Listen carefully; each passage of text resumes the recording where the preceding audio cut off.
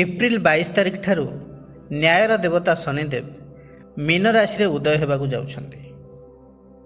यह केवल ग्रह चलन नुहे, यह आनीपारे जीवन रे आपणकर बड़ परिवर्तन। शनिदेव कथा शुणिले मने पड़े कर्मर फल, न्याय और शासन। जेमिति करिवे सेमिति फल मिलिबो। एही सत्य को प्रमाण करिवे निजे शनिदेव। मीन राशि रे शनिंकर उदयर अर्थ होची आत्मचिंतन, धैर्य एवं आध्यात्मिकतार परीक्षा। किछि राशि पई यह नहीं आसीबो अपार सफलता, तो आउ किछि राशि को सावधान रहिया को पड़िबो। तेबे केउ राशि हेबो लाभान्वित और केउ राशि को मिलिबो सतर्कतार संकेत, सब किछि जानिया पई वीडियो को शेष पर्यंत देखंतु। नमस्कार बंधुगण, मु सागर, कलाकार सागर संगम एस्ट्रोलॉजी ज्योतिष ज्ञान एंड कर्म चैनल को आपण मानकु स्वागत जनाउछि। आज आमे आलोचना करिबा तुला राशि पई एही शनि उदयर प्रभाव कोन रहिबो। तुला राशि पई शनि हेउछंती चतुर्थ एवं पंचम भावर अधिपति, अछंती षष्ठ भाव रे मीन राशि रे। चतुर्थ भाव होउची सुख, घर, मातांकर स्थान। पंचम भाव शिक्षा, प्रेम, संतान भाव। शनि अछंती षष्ठ भाव रे, जहाँ रोग, ऋण, शत्रुर भाव, सेवा तथा डेली वर्कर भाव। यार अर्थ होची शनि आपन को कष्ट देवा सहित सफलता मध्य देवे। षष्ठ भाव रे शनि थिबारु जॉब रे स्टेबिलिटी बढ़िबो, कंपटीशन रे जितिबार चांस बढ़िबो, किंतु आरंभ रे प्रेशर, वर्कलोड अधिक रहिबो। Government job, service sector, law, medical field पई भल समय रहिबो।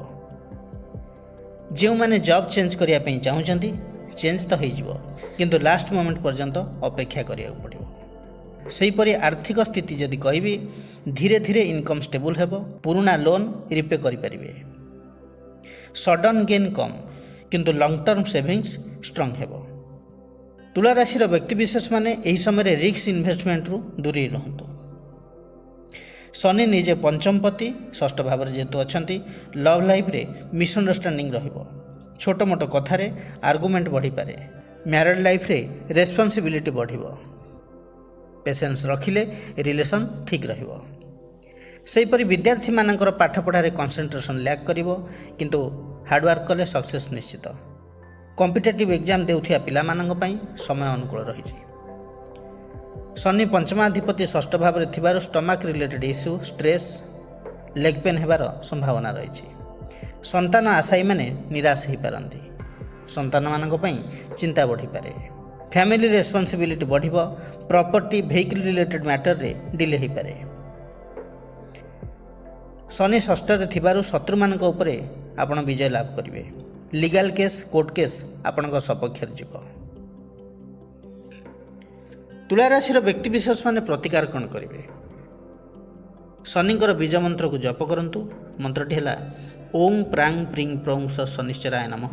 दैनिक यह मंत्र को 108 थर जप करंतु। कला तिल, कला वस्त्र दान करंतु। प्रत्येक शनिवार दिन राशि तेलर दीपटीए शनि उद्देश्य जालंतु। प्रत्येक मंगलवार दिन हनुमान चालीसा पाठ करंतु। आपण पई शुभ रहिबो। यही शनिंकर उदय तुला राशि पई हार्डवर्क सहित सक्सेस नहीं आसीबो। बंधुगण, यह थिला तुला राशि पई शनि उदयर प्रभाव कौन रहिबो से विषय आलोचना। जदि वीडियोटी भल लगी थाए तेबे लाइक, कमेंट, शेयर करिया पई जमारे भी भूलिबे नहीं। पुणी आसीबी आउ एक नुआ अध्याय को नहीं। से पर्यंत रहुची नमस्कार।